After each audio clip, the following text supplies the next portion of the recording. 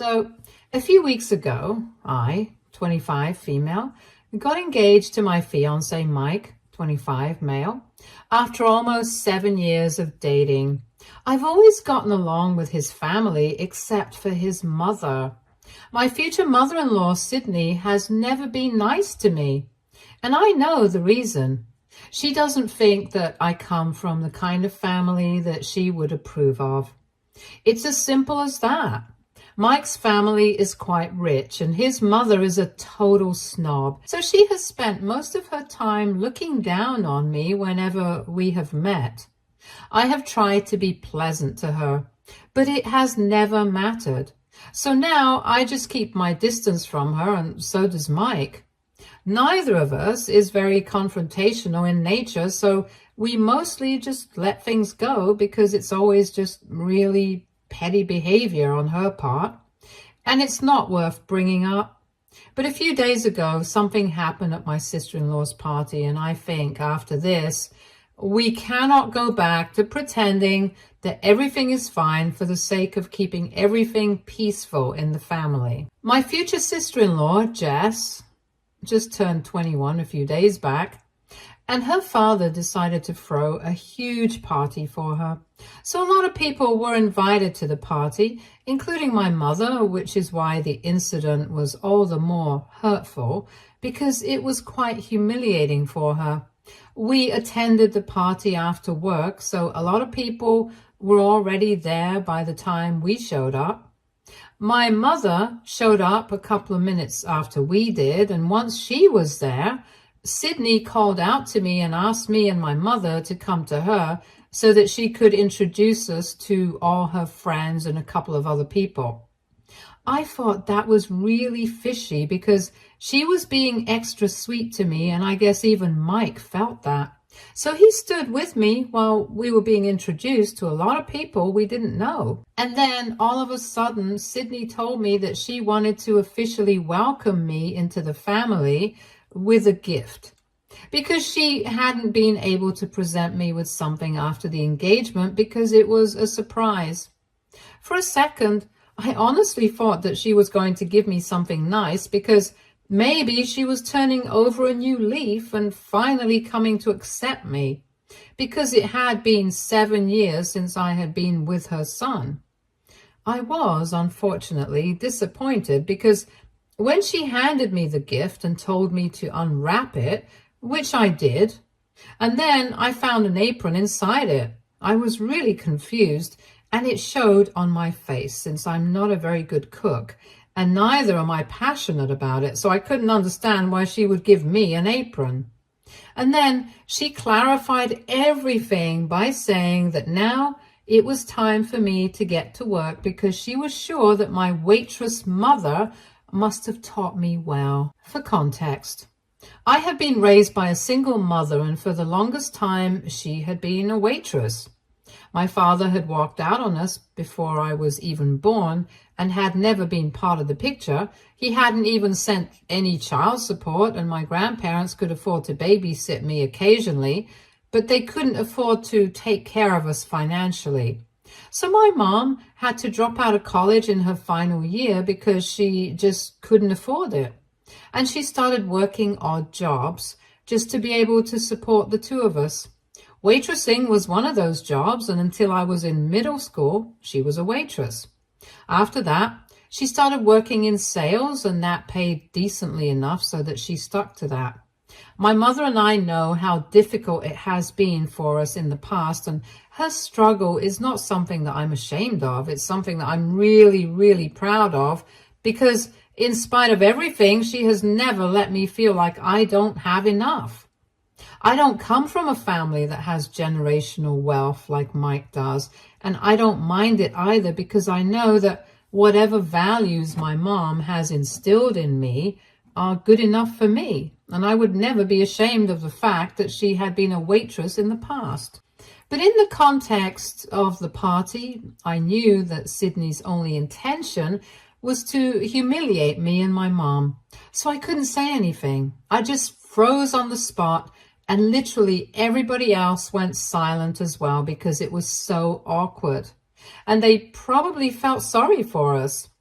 But I didn't need to worry because within a couple of seconds, Mike came to my rescue because he could see that my mother was on the verge of tears and I had just frozen.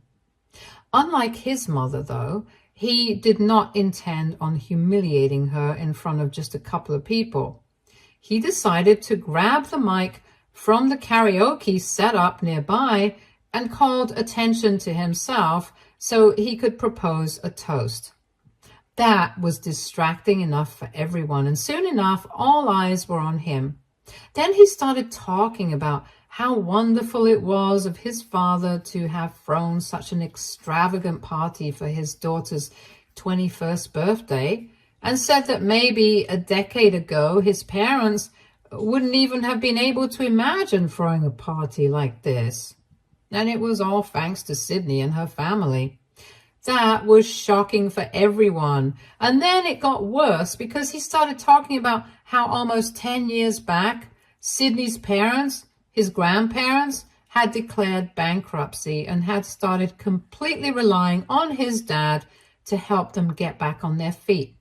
It had been a really difficult time for everyone, and while their entire family likes to pretend that none of this ever happened, it was the truth. He said that back then, even though my father-in-law had been doing reasonably well running his father's business, it was still a huge task to support everyone, especially because at the time my father-in-law was planning on starting his own company so he could work independently, but he had to postpone that indefinitely since that would be a huge investment, and because Sydney's parents were relying on him for financial support, he had to put his ambitions on hold. The biggest problem was that Sydney's parents were not even willing to compromise on their lifestyle. And worst of all, they pretended like all the money that they were spending was their own. They had been running their own business for a really long time, and the only reason they had gone bankrupt was because of their financial irresponsibility and refusal to adjust to the times, which they did not want to admit to the rest of the world, so they pretended like everything was fine. And that's how nobody had any idea that it was my father-in-law who had been supporting Sydney's parents all along. She couldn't have done it herself because she got married right after college and has never worked a day in her life. She made sure that she didn't have to, so she could live the same kind of life she had been used to while staying with her parents without ever working for it. He also said that until their very last breath in the past few years, his maternal grandparents had been living off his father's money, and neither she nor anybody else ever spoke of it. The only reason he was bringing it up now was because he wanted his mother to realize how absolutely hypocritical it was to try and demean me for not coming from financially stable background, and constantly implying that I was with him for the money when she herself was no less than a gold digger. He went on to say that at least my mother had been an honest, hard-working woman and made a life for herself. Not only had she supported herself, she had also raised me and been there for her parents without any help from anyone. And Sydney, on the other hand, in spite of having all the resources in the world, she and her parents still ended up relying on his father for money, and that's what she's doing even now. He reminded her that if my dad decided to leave for one day, she would be left with absolutely nothing and would have to rely on alimony, which she didn't even deserve, because it's not like she had done a day of hard work in her life. Him and his sister had been practically raised by their nannies and babysitters, and all the other household chores and work were taken care of by the staff. All she had done so far was go on expensive shopping sprees with her husband's money and visit exotic locations, all thanks to her husband and his hard work. He ended his speech by saying that giving me that apron as a present for humiliating me and bringing up how my mom used to be a waitress is not the diss she thinks it is. It's honestly just a pathetic attempt to put good people down. And he said he was ashamed that she was his mother, just like she should be ashamed of her parents and herself. Just like they had left her nothing in the end. She was also going to be able to leave me absolutely nothing. As for my mom, even if she wouldn't be able to leave me anything significant financially, at least I would have all the memories of good times that I have spent with her, the values and other lessons that she has taught me, and that will be more than anything that Sydney has to offer. Then he grabbed my hand and asked my mom to accompany us and walked out. None of us even said anything until we were in the car, and then my mom finally broke down and started thanking him. Even then, I couldn't say anything. I could only just cry because I was so happy with the way he had stood up for me and my mother. And I just knew that I had made the right decision by choosing to marry him. To be honest, I personally think it was a great day for us. And when we went back home after dropping my mom at her place, he actually even apologized for not standing up to his mother earlier, because he thought that if he had done so, she wouldn't have had the audacity to act like this and think that she would get away with it. But I don't blame him. If I had been in his place, even I wouldn't have wanted to pick fights with somebody I would have to see frequently, especially regarding petty things. Her attitude towards me had always been bad, but it had never actually hurt me. And since I never cared about it, none of us took it seriously either. Nobody could have seen something like this coming because it was just ridiculously disrespectful. Besides, I had mentioned in the beginning itself that I had always had a good relationship with the rest of his family, so his father and sister had never been a problem for me. So fighting with her would have made family dinners unnecessarily awkward for everyone, and that's why we had been avoiding it so far. But now, even the rest of the family seems to be against us. Because it has been a couple of days since the party, and while Sydney hasn't tried to reach out to us at all, his dad and Jess have sent us several messages, and we have had a lot of heated arguments on the phone about whatever happened at the party. We later found out from Jess that because of his toast, Sydney had felt so humiliated that she had ended up sobbing hysterically and running out of the house so that she could stay away from everyone for a couple of minutes right after we left. I have basically mentioned every little thing that Mike had said in his speech. As far as I can remember, I've tried to include all the details so you guys can make an informed decision about whether we are in the wrong in this situation or not.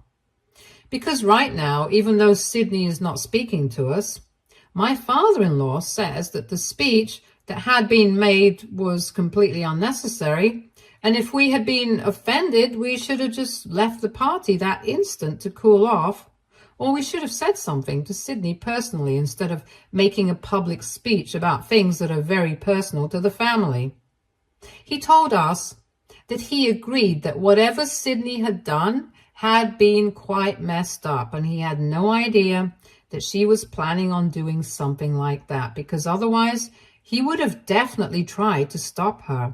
But after that, Mike's reaction had been a little extreme, and the only reason that he thinks so is because he had a proper audience listen to him, and apparently that was taking it way too far. Jess has also told us that his mother is very upset and has been breaking down at the slightest things ever since the day of the party because she feels humiliated.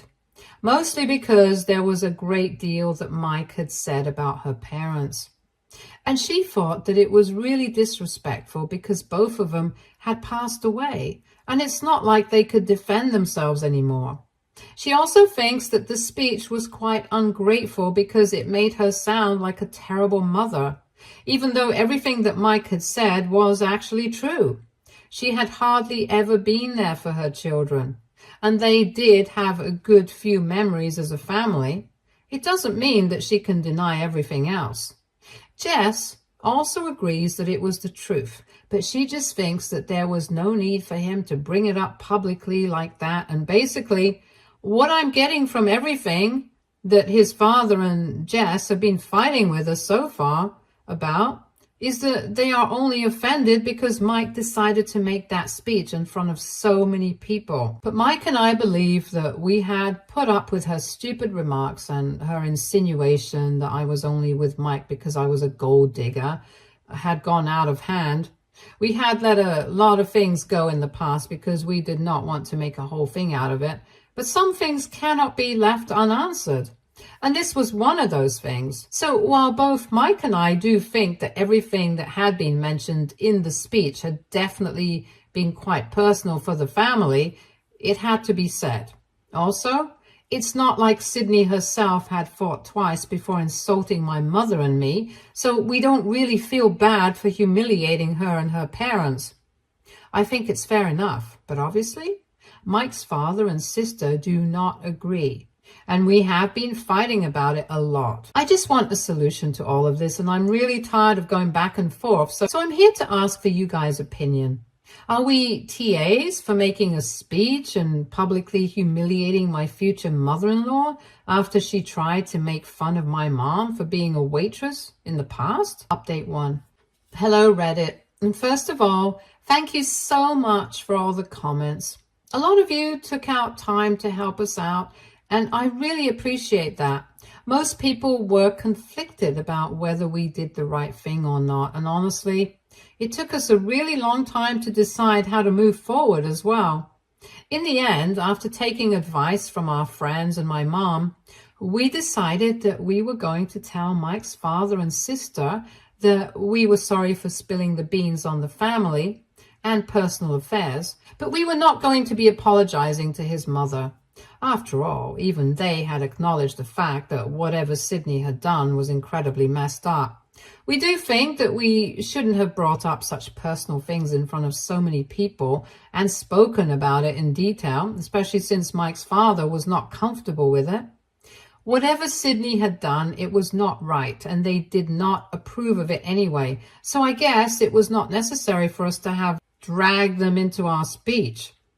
For that, we were ready to apologize, but not for anything else.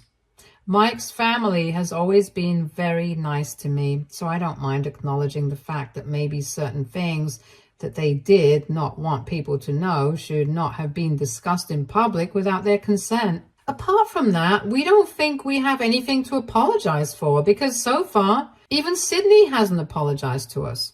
I don't even care if she doesn't apologize to me, but she definitely needs to apologize to my mother. Because I can understand she doesn't like me, but my mother has been nothing but kind to everyone. She has treated Mike like her own son. She did not deserve that. So far, Mike's family has always stood up for me and tried to defend me in subtle ways whenever Sydney would become a little too much to handle. And I would really expect them to do the same thing this time because this is when it really counts. It has been a little over a week since the incident at the party, and for the past couple of days, we haven't exactly been on speaking terms with Mike's family.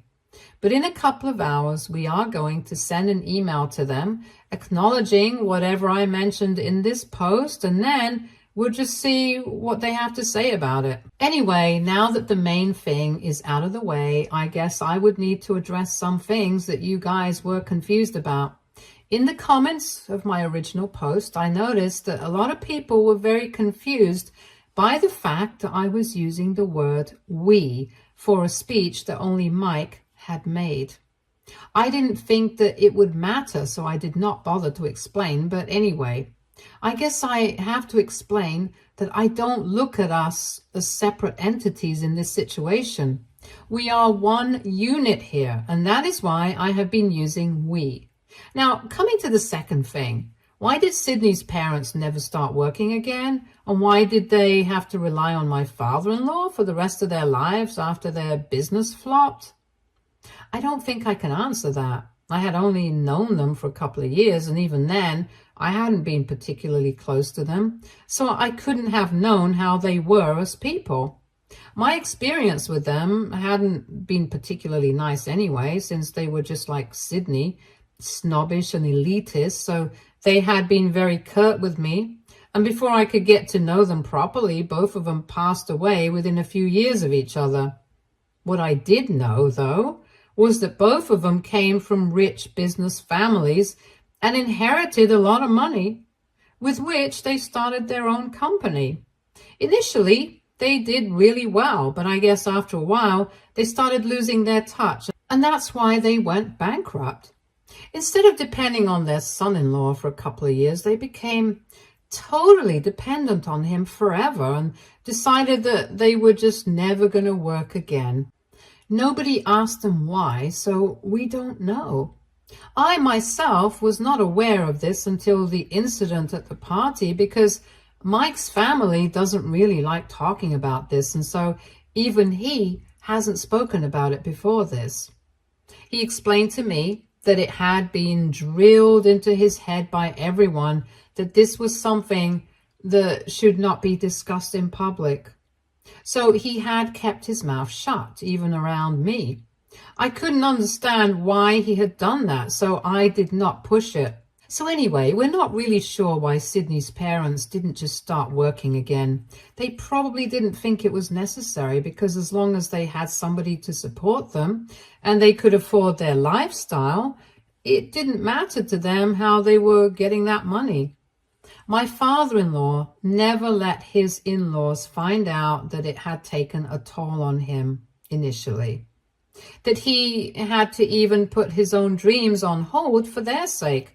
So they had nothing to worry about. And judging by how Sydney has turned out, I'm guessing they probably wouldn't have cared anyway. But well, that's none of my business. Update 2.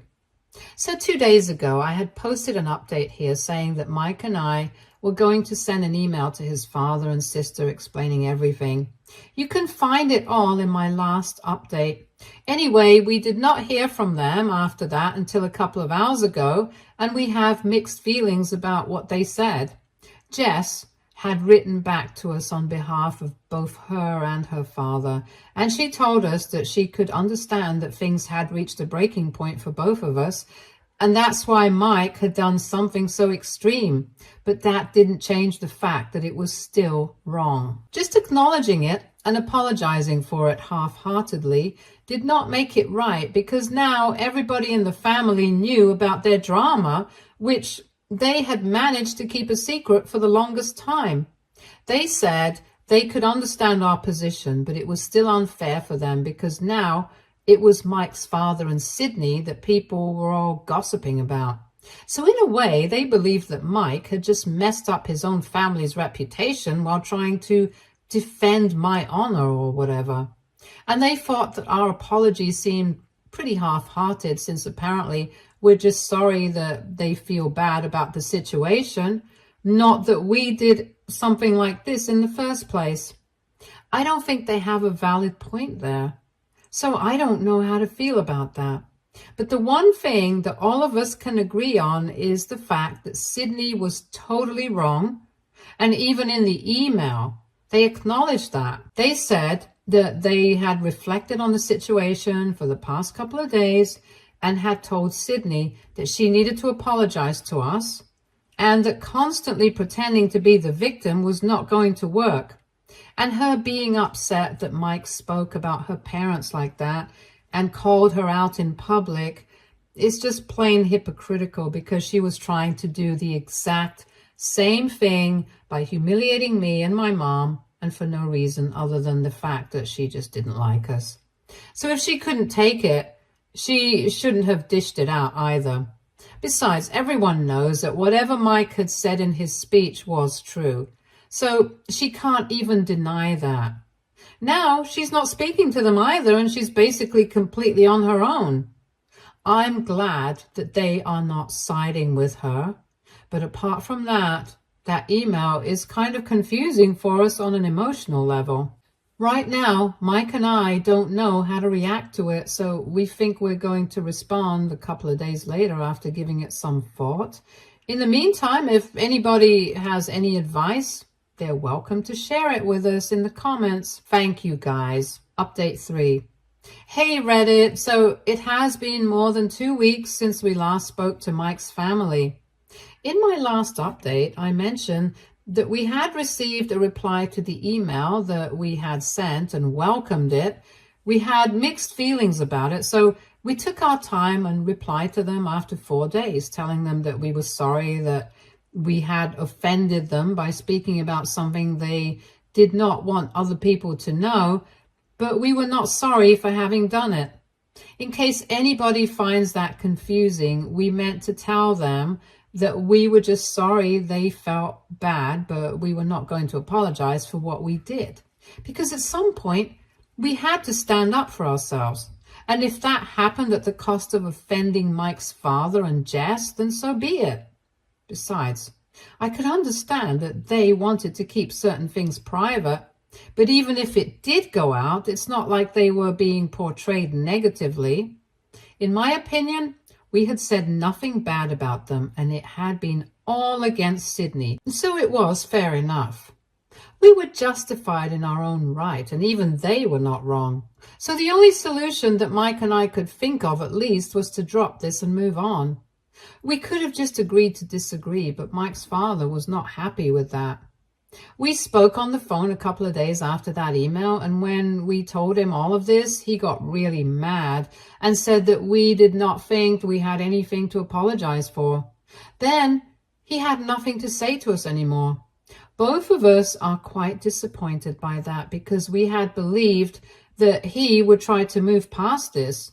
But after he said that, we did not try to reach out to him again because even though we were upset, there was not much that we could say, and we were definitely not going to be apologetic for what we had done.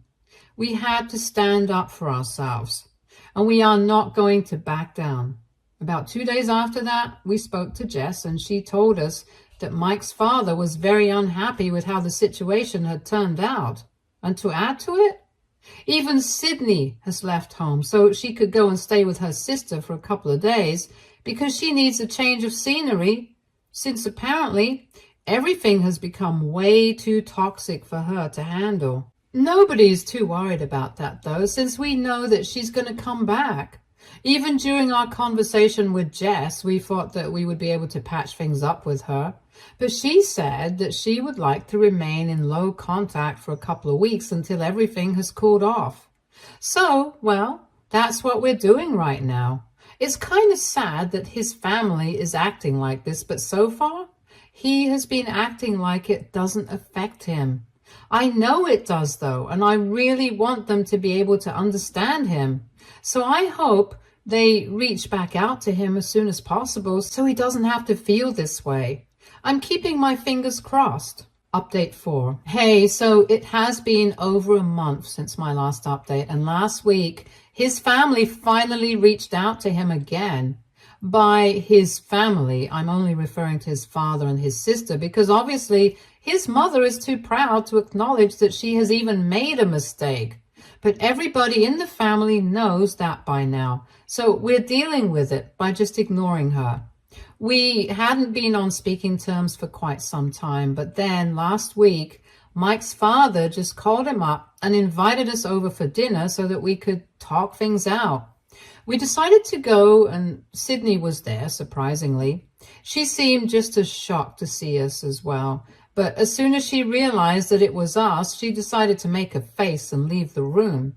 Mike's father told us to ignore her because, well, what else could we have done?